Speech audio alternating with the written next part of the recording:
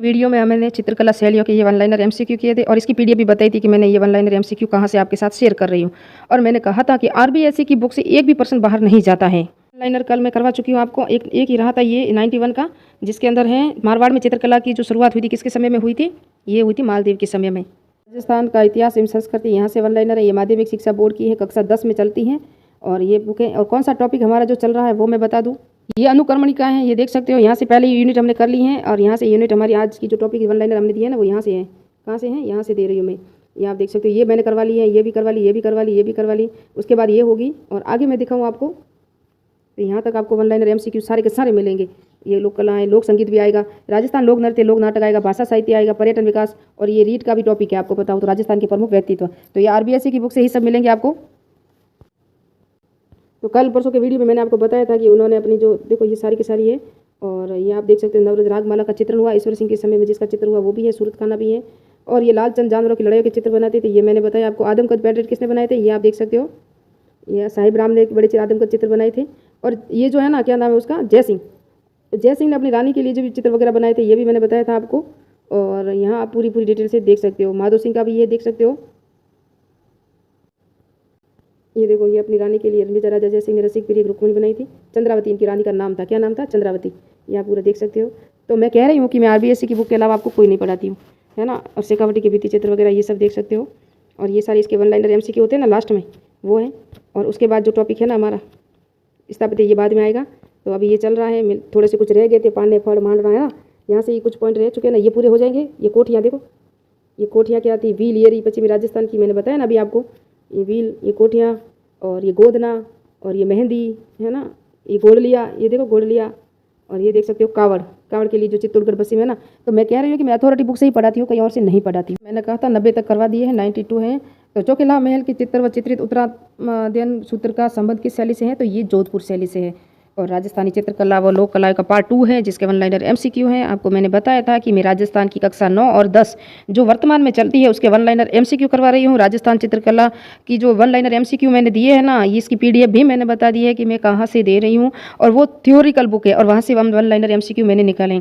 कल अगर आपने जेलर का एग्जाम दिया होगा तो जो जेलर का था ना, जेल प्रहरी का, उसके अंदर सब आरबीएससी बुक से ही आए थे, एक भी बाहर से नहीं आया था। जबकि आरबीएससी की बुक है ना, राजस्थान के नहीं, भारतीय संविधान की विशेषता है जो आरबीएससी की बुक है, मैंने संविधान की विशेषता सब आरबीएससी बुक से ही वन लाइनर एमसीक्यू करवाए हैं।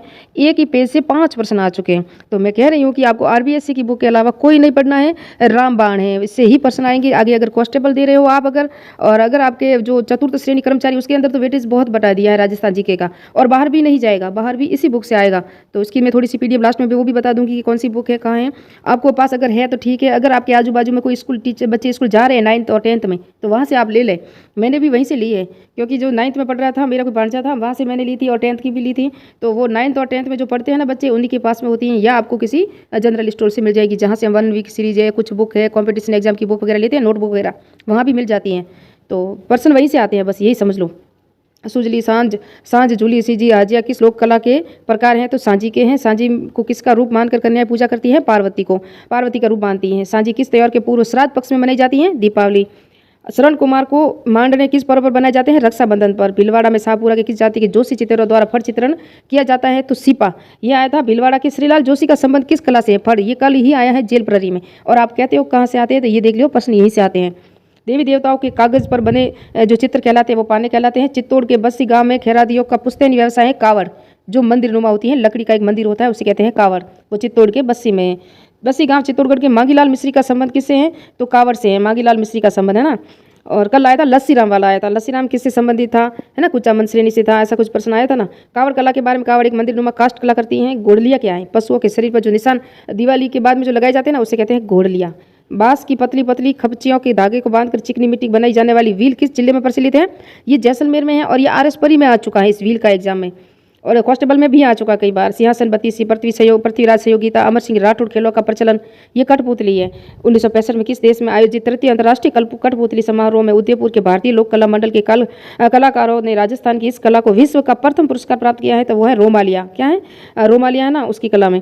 भारतीय लोक कला मंडल की स्थापना 1952 में कहाँ हुई थी, उदयपुर में हुई थी।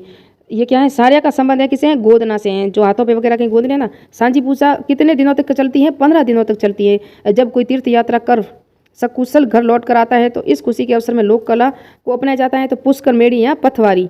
ग्रामीण अंचल में कोठिया किस उपयोग में की जाती है? तो कोठिया तो हमारे घर में भी है। आपको पता है कोठी कहाँ होती है? क्योंकि हम तो राजस्थान की निवासी हैं। ये ना वो अनाज डालने की कोठी होती है जिसके अंदर गेहूँ हैं, बाजरी हैं। अगर आपके पास एक्स्ट्रा अनाज है जहाँ आप सुरक्षित रखना चाहते हो तो वो होती कोठी। जो चादर की भी होती है, पहले मिट्टी की भी बनाई जाती थी, उसे गोरे या कोट कहते थे, जो आहट सभ्यता में हमने पढ़ी थी अनाज रखने की। उसी के आकार की कुछ थोड़ा सा परिवर्तन हुआ है। वर्तमान में भी ये कोठियाँ चलती हैं। हमारे भी 7-8 बोर गेहूँ हुए हैं और उसके अंदर डाले हैं चादर की कोठी पड़ी हुई है। हम भी राजस्थान से बिलोंग करते हैं। तो राजस्थान एक कृषि प्रधान राज्य है, हम सबको पता ही है। सोजत पाली किसके लिए प्रसिद्ध है? जैसे 16वां जीआई टैग दिया गया है, मेहंदी को दिया गया है। तोड़ा, जीवी, गोलिया, हीरानामी, मखिया, टणका किस अंक के आभूषण है? पैर के आभूषण है। अनत किस अंक का आभूषण है? बाजू का अनत। याद रखना, वेरी इंपॉर्टेंट है। आरबीएससी में अगर है तो वो वेरी इंपॉर्टेंट ही है। आंवला निम्न में से शरीर के किस अंगों का आभूषण है? हाथ पैर का आभूषण है आंवला। तो आंवला खाने में भी काम आता है, जिसको हम हाथों से लेते हैं। इस तरह से आप इसको ट्रिक बना सकते हो और उसको याद भी रख सकते हो। और आरबीएस यानी कि राजस्थान माध्यमिक शिक्षा बोर्ड की बुक है, उसके अंदर से ही 1 लाइनर एमसीक्यू हैं। आप भी अगर वहाँ से बना सकते हो या पढ़ सकते हो पूरी थ्योरी, तो थ्योरी पढ़ोगे तो और भी आराम से याद रह जाएगा। चंदू जी का गड्ढा और बॉडी गामा स्थान किसके लिए प्रसिद्ध है? तीर बनाने के लिए प्रसिद्ध है। मोती भारत किस जिले में पारंपरिक कढ़ाई का काम करते हैं? वो है जालोर में। मोती भारत वेरी इंपॉर्टेंट है। जालोर से आजकल ज़्यादा ही प्रश्न आते हैं। लकड़ी के बने देव विमान जिनकी देव झूलनी एकादशी झांकी निकाली जाती है, बेवान कहलाते हैं। राजसमंद जिले में स्थित मोलेला गांव किस लोक कला के लिए विख्यात है? मरमल मूर्तियों के लिए।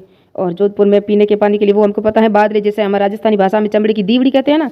हमारे यहाँ जो बकरियाँ वगैरह चराने जाते हैं या खेत में कोई काम कर रहे हैं तो जो ओलिया होता है ना उसके अंदर टांग के रखते हैं भर के हवा के अंदर, जिससे क्या होता है कि वो ठंडी हो जाती है। जितनी हवा लगती है उतना ही उसके अंदर पानी है ना वो ठंडा हो जाता है। हम राजस्थान से ग्रामीण परिवहन से रहने वाले हैं, हमें सब पता है। टेराकोटा से मरमल मूर्तियों का देवताओं की मूर्तियां बनाने की मोलेला कला में मिट्टी को मजबूत करने और उसे कड़ा बनाने के लिए उसमें निम्न में से कौन सी सामग्री मिलाई जाती है? चावल की भूसी और गद्दे का गोबर मिलाया जाता है। ये वेरी इंपॉर्टेंट है। ऐसा टॉपिक का पॉइंट आपको कहीं नहीं मिलेगा। टेराकोटा से मणमूर्त मूर्तियां या देवताओं की मूर्तियां बनाने की मोलेला कला में मिट्टी को मजबूत बनने और उसे कड़ा बनाने के लिए उसमें निम्न में से कौन सी सामग्री मिलाई जाती है? तो चावल की भूसी और गद्दे का गोबर। ये देख सकते हो, ये है आरबीएससी पॉइंट। निम्नलिखित में से कौन सा शहर नमदा बनाने के लिए प्रसिद्ध है? तो टोंक। राजस्थान के संदर्भ में पंचवेदा क्या है? मोटी सूती साल होती है ना, उसे कहते हैं पंचवेदा। नागौर का बू गांव किस कलाकार के लिए प्रसिद्ध है? कच्ची मिट्टी के खिलौने। रूमा देवी वेरी इंपॉर्टेंट है। उन्हें भारत के राष्ट्रपति द्वारा 2018 में नारी शक्ति पुरस्कार दिया गया, सम्मानित किया गया और उन्हें हस्तशिल्प के लिए क्षेत्र से जाना जाता है। उन्होंने हजारों महिलाओं को रोजगार बढ़ावा देने के लिए अहम भागीदारी निभाई है। वीरावत सरगांव बाड़मेर में पली बड़ी थी और ये आपको पता हो तो कौन बनेगा करोड़पति के मंच पर भी जा चुकी है रोमा देवी। राजस्थान का कौन सा स्थान टाई एंड डाई की कला के लिए प्रसिद्ध है? जोधपुर। चूरामन, कालू कुमार, पाल सिंह शेखावत राजस्थान की किस संबंधित है? Blue pottery. करपाल सिंह शेखावत लिखना था, इन्होंने लिख दिया पाल सिंह शेखावत, ये गलत है। और राजस्थान की कोफ्तागिरी के लिए कौन से जिले प्रसिद्ध है? जयपुर और अलवर। कौन से हैं? जयपुर और अलवर। में मसूरिया साड़ी के लिए प्रसिद्ध मांगरोल 12। मांगरोल कहाँ है? 12 में। राजस्थान के किस क्षेत्र में पंडारी मोदक प्रसिद्ध है? पंदडारी। तो बीकानेर के प्रसिद्ध मोदक यानी लड्डू। राजस्थान में हाथी दांत की कलात्मक चूड़ियाँ बनाने का प्रमुख केंद्र है? जयपुर। ये हो गए 40 एमसीक्यू। 90 तक कल नेक्स्ट पार्ट में करवाए थे, यहाँ से करवा दिए मैंने ये 50, क्योंकि 40 से 90 से 10 थे 100 हो गए थे, वो तो हो गए 10, यहाँ से हो गए 40। 50 1 लाइनर एमसीक्यू मैंने करवा दिए हैं। कहाँ से करवाए हैं वो भी पीडीएफ में बता दूँ आपको।